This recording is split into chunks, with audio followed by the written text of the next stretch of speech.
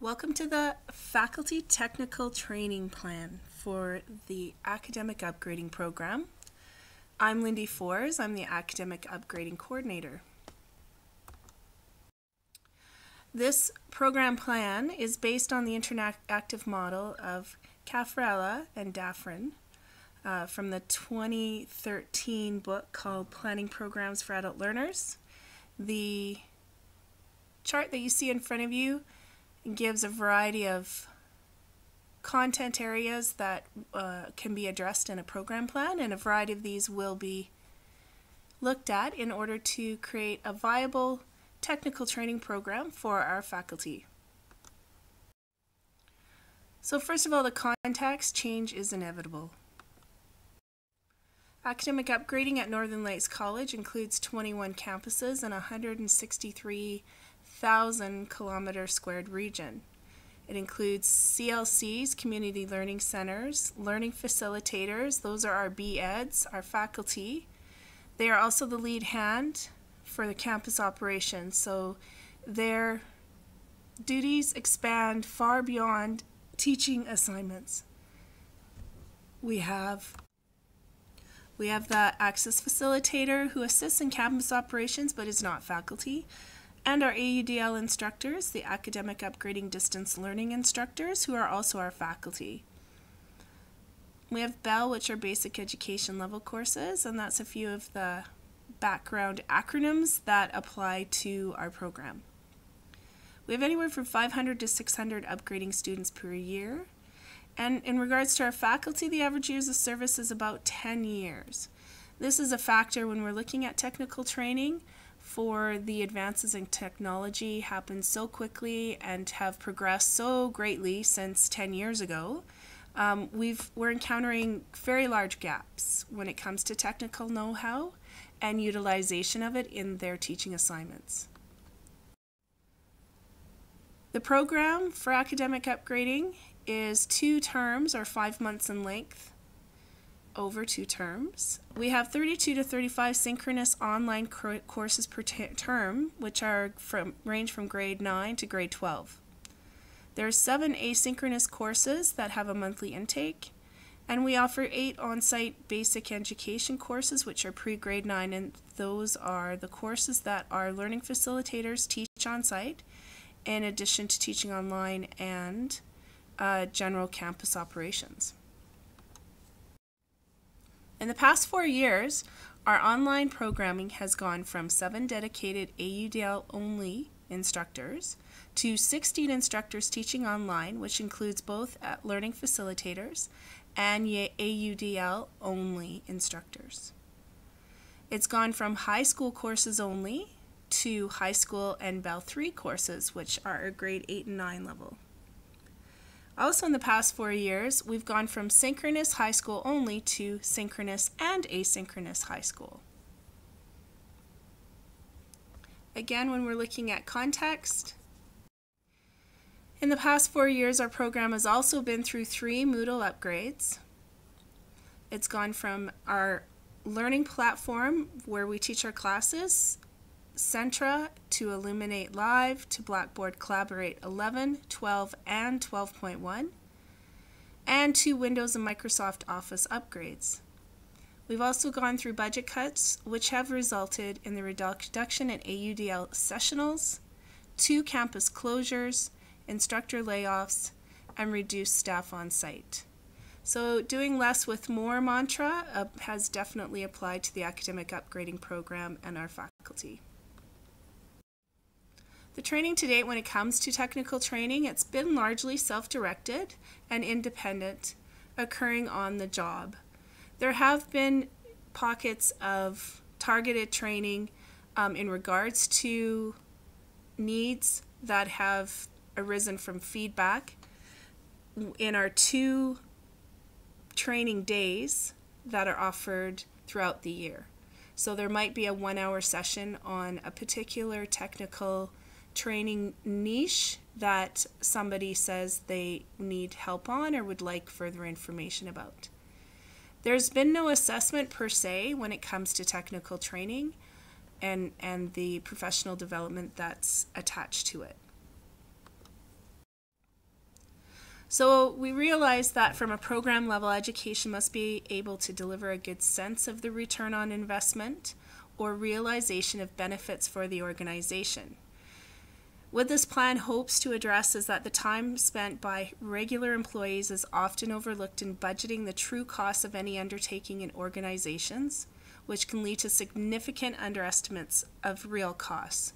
So what are the total costs that are occurring from a program level in regards to faculty not having the technical training to be fully competent with the software and technology that we're employing within our program?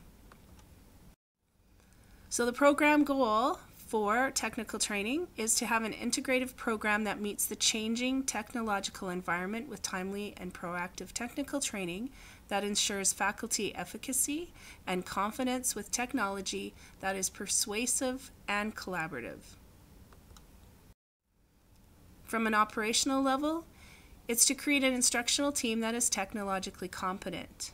This will result in increased confidence and efficacy with technology that creates a space for even higher level applications than just the basic how-to. This will result in improved instructional practices, improved student support and retention, and improved collective capacity to cope with change. As we know, the delivery system is not simply technology. Teaching properly conceived is not a delivery system. You know, you're not just there to pass on received information. Great teachers do that, but what great teachers also do is mentor, stimulate, provoke, and engage. So technological competence is simply not enough. As such, the educational objectives for this technical training as it pertains to instructional assignments and administrative responsibilities, our faculty will upgrade their current technological practices and knowledge to a standard level of competence.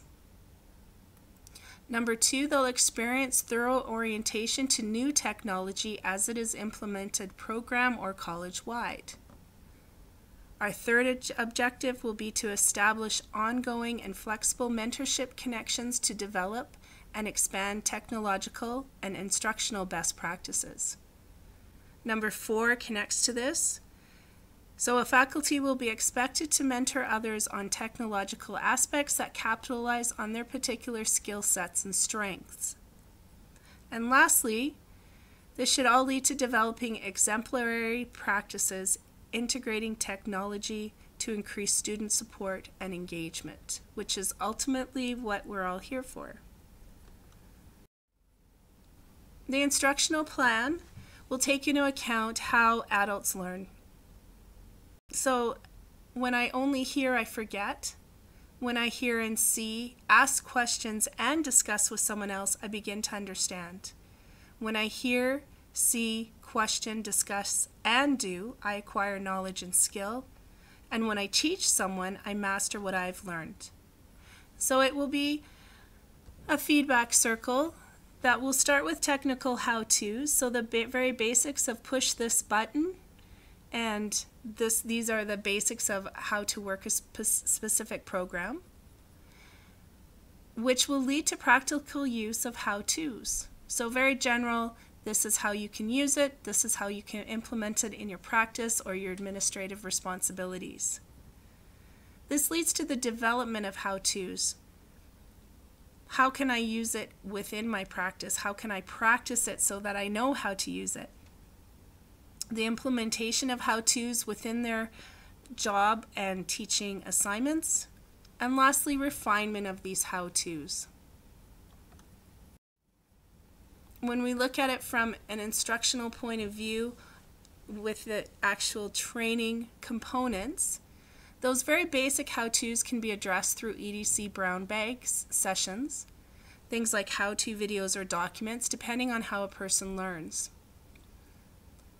The practical use of how-tos, that's when we start to get our mentors involved.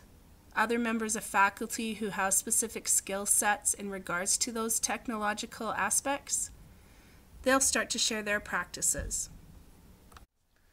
The training piece that will look at the development of how-tos will include hands-on training sessions and transfer of learning plans. This is where the practice and the application of what is being learned is essential. The implementation of how-tos will result in faculty sharing of how they're implementing this within their own practices. It may cause a return to the technical, the very basic how-tos in order to learn how to do something, and it may result in more mentorship.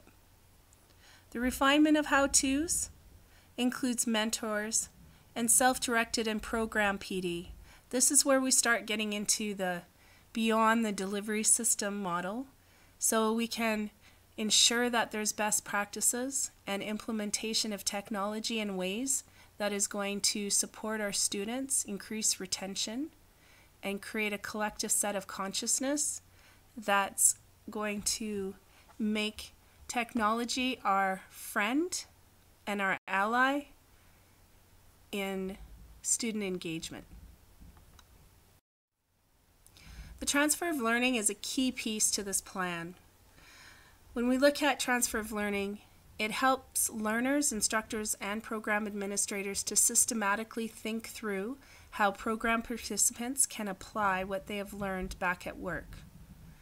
One model that will be used is the Stages of Concern model from Hall and Horde.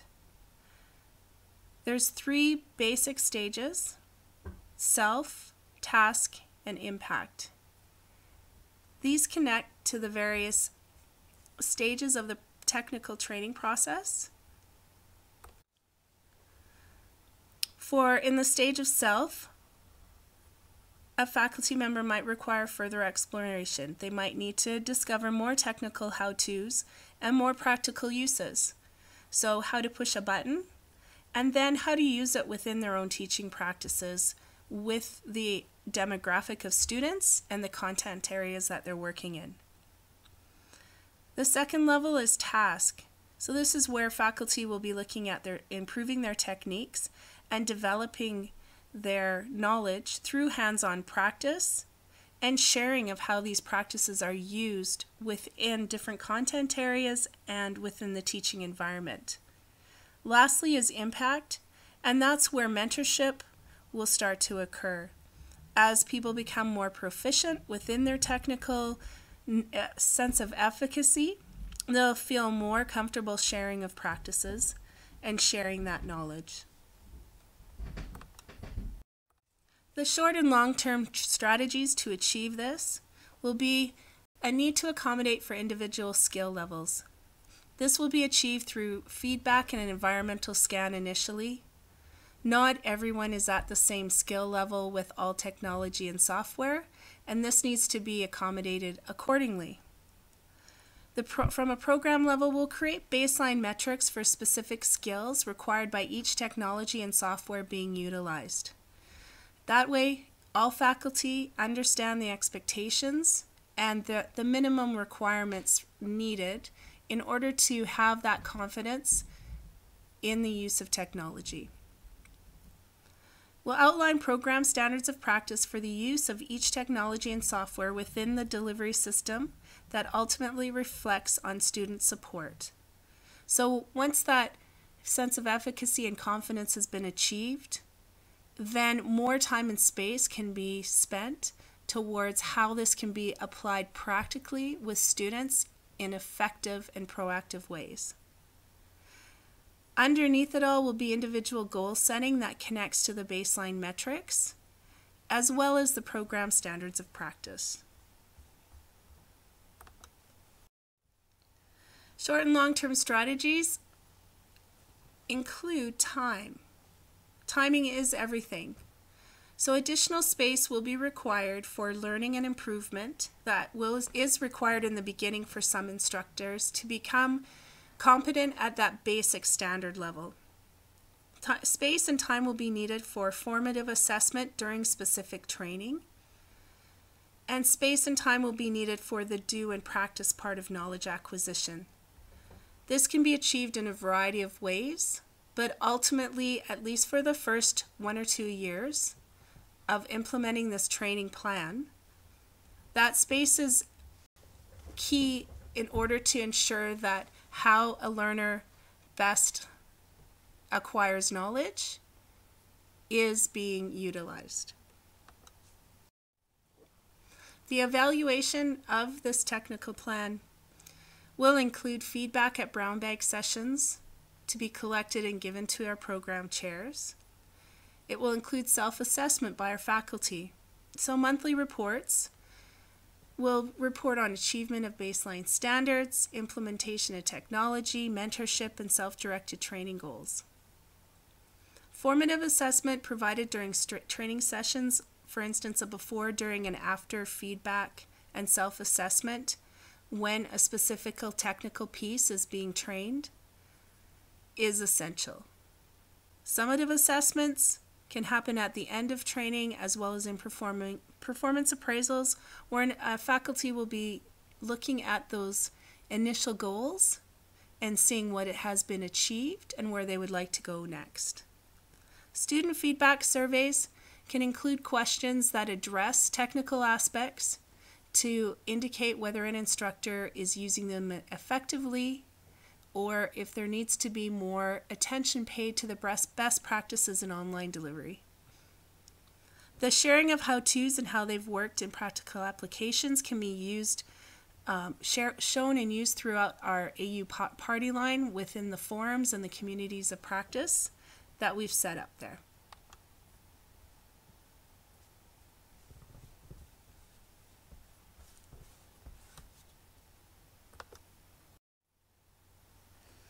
The last piece of evaluation, we'll look at intended achievements and those unanticipated achievements. So our measurable outcomes in years 1 and 2 will be the successful completion of baseline metrics by all staff, a strong and vibrant network of mentorship, staff who are knowledgeable and at ease with all technology and software being utilized to date, and clear program expectations and standards of practice in the skill level and use of technology and software. Ongoing, starting from now and continuing on throughout technical training that will be going on perpetually, is a fluid training program that is responsive to individual needs. There will also be a culture of technical competence that embraces updates and new technologies in a proactive manner.